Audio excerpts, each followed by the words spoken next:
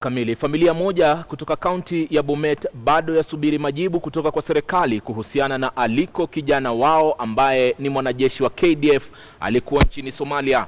Derek Kipkirui aliye na umri wa miaka 28 anategemewa na ndugu zake wawili pamoja na nyanyake mwenye umri wa miaka 70 baada ya wazazi wake kufariki miaka 5 iliyopita. Agnes Penda anatufungulia taarifa za KTN leo wikendi. Tangu habari za shambulizi katika kambi ya wanajeshi huko Somalia, Miriam Chepkonye yenye umri wa miaka 70 amekuwa akisikiliza redio akitarajia habari njema kuhusu mjukuu wake Dennis Kipkirui. Dennis ni miongoni mwa wanajeshi waliokuwa Somalia wakati wa shambulizi hilo, lakini hadi leo hakuna habari kumhusu. Nyanyake amekuwa akihangaika kutoka kituo kimoja cha wanajeshi hadi kingine kumtafuta aliko, hasa baada ya kumkosa kwenye simu yake ya mkono. Tulienda TDAP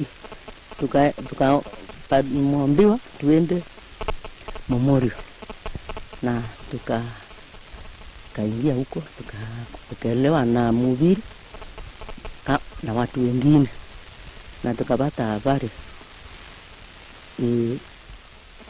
jina, nikamwambia jina, akatafuta hiyo jina yake. Tumejaribu kupigia simu lakini haishiki.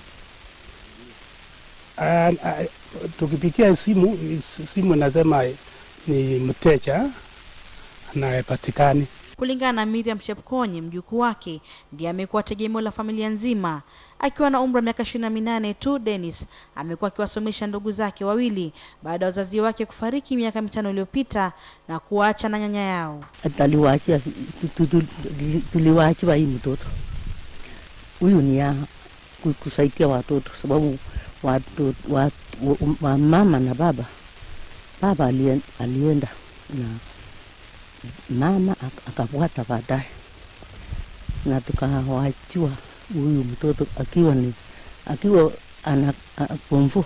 Ingawa Miriam ametamaushwa na kuchelewa kwa taarifa kumhusu mjukuuwe, anatumai kuwa yungali hai.